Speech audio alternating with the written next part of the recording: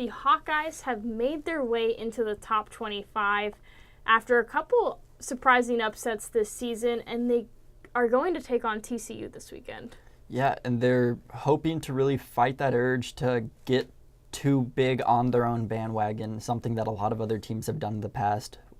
Giant killers, they're best when they're not ranked. But Iowa State looks like they might be that exception. They're a really well-rounded team.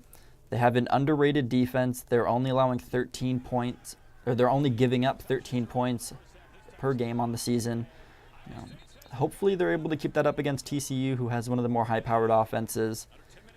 But when you consider TCU's offense, it's pretty hard to stop them. They're also extremely well-rounded, and you can't just focus in on one player, something that Ohio State's been able to do in a couple of their upsets.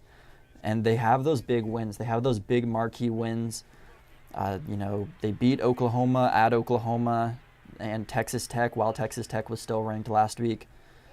So they definitely have experience in the moment. And this is also in Ames, which, playing at home, Ames isn't it's definitely not the biggest home field advantage, but playing at home is always better than playing on the road, and it's always more fun to beat up on the big guy and rush the field at the end of the game when you're at home. Those fans are going to be into it. I expect this to be a huge turnout for Iowa State. I expect them to be ready. This is their last big test of the season. If they look to make any statement on the year, this is the week they have to do it. Even just keeping it close to TCU would be good enough for the CFB committee as well. But TCU has quite a bit of strengths in their basket. They have the rushing defense, which leads the Big 12 in rushing defense for third nationally, only allowing 87 rushing yards per game. But last week against Kansas, not only did they limit the Jayhawks to negative 25 rushing yards, but the offensive unit as a whole only gained 21 total yards against this TCU defense. How crazy is that? Plus, TCU is very consistent. The Horned Frogs have gathered 268 passing yards with an additional 200 yards on the ground for the 25th offense overall. Not to mention, Kenny Hill has thrown for 1,728 yards at just over 70%. For 15 touchdowns and only 3 interceptions.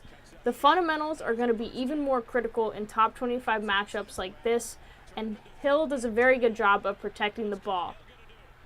And TCU has seemed to be able to avoid some injuries this year, with only one injury listed to backup guard Patrick Morrison. Yeah, and TCU's another one of those teams. It's hard to find very many weaknesses in their game. One of the main ones that we were able to notice, if you can even call it a weakness, all their closest games this year, they were all still wins, but their 3 closest games on the year were all on the road. Most of them, they still won by double-digit points. They've only had one single-digit win all season, but that is really one of their main weaknesses. Their secondary, I guess you could call it a weakness. They give up about 210 yards passing per game. Something that the Hurricanes are, really going to take advantage of. Hopefully, they have a deep wide receiver core, a lot of those 5 wide receiver sets. Not something you see very often in general. Generally you'll see a running back split out, but when you have 5 true big wide receivers, it'll be interesting to see, how they are able to match up as far as that secondary goes. They also gave up 366 yards against West Virginia. West Virginia was that one close game, their only single-digit game of the season. West Virginia was able to take advantage of this TCU defense, not overwhelmingly, not as much as West Virginia does against other teams, but more than any other team has so far this season. Well, but we do have to keep in mind West Virginia is a powerhouse offense. So they definitely are. Yeah, being a top 5 offense, even when you're facing, a top 20 defense, you're still going to get your points in, still going to get your stats. As far as Iowa State goes, their secondary could also use a little bit of work, as their opponents usually get 233 passing yards against them. And with a quarterback like Kenny Hill that's going to be looking at this defense and has the time to effectively read it, he's going to be waiting for that safety to cheat. And once they cheat or they're not in the right position, he's going to exploit that. And that could be a downfall, guys, in this game. But the rushing defense will make up for it a little bit as they only allow 120 rushing yards.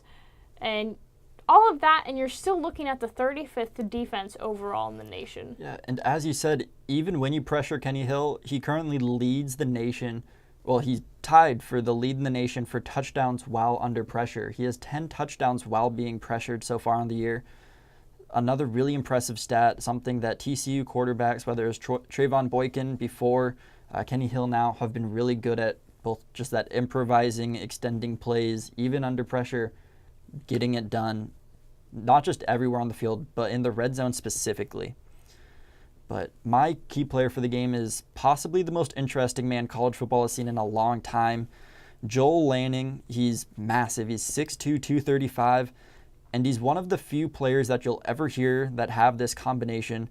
He's both a linebacker and a quarterback. He was recruited as a quarterback.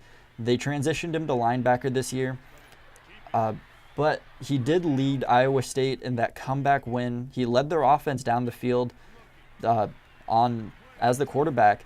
He has over 2,000 passing yards in his career, and he's also one of the top tacklers in all of college football. He has 78 tackles on the year.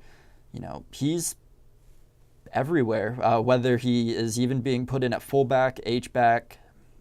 Sometimes they even split him out a little bit, put him as a tight end. He can play absolutely everywhere on the field. A lot of people, we talk about them, Shaquan Barkley saying he could probably play defense. Well, Joel Lanning, he does play defense. He's an NFL caliber linebacker who a lot of people are saying is a first round, maybe even top 15 pick in the NFL draft at linebacker, who's also able to lead his team against a top 5 opponent on offense. That is a pretty risky move, though, because if he gets injured defensively, then they're missing their key player on offense. But my TCU key player is John Dyers. He was underutilized at LSU as a running back, but he served the Horned Frogs pretty well these last 2 seasons. So far, he has 342 yards in the 2017 record books at 17 yards per carry for 2 touchdowns. I like to root for an underdog. I would love to see Iowa State win. I have cousins who are huge Iowa fans who probably hate hearing me say that. But I think TCU, they're going to make a run at the college football playoff this year. I don't see TCU losing again until the college football playoff. I have them winning the Big 12. I have them winning this game. I think it's going to be really close. I think Iowa State's going to make it interesting. It might even be an overtime game. But even in Ames, I don't see TCU having very many issues. I don't as well. I am also going to pick TCU just because Iowa State just now got in the top 25, and they could very easily fall. As long as they keep this game close, I think they may stay ranked, but I just don't know if they're going to be able to get this. They haven't played a good defense like TCU, and that's going to be a huge factor in this game. Yeah, that's one thing that's really interesting when other Big 12 schools play TCU. They are actually playing a team that has both a top 20 offense and a top 20 defense. The only school in recent Big 12 history that's had both. That's all we have this week, but don't forget to tune in next week and go ahead and subscribe to our channel or watch some of the other videos we have for matchups this week. I'm Janae Muchmore. And I'm Griffin Parkrose. Have a great college football weekend, guys.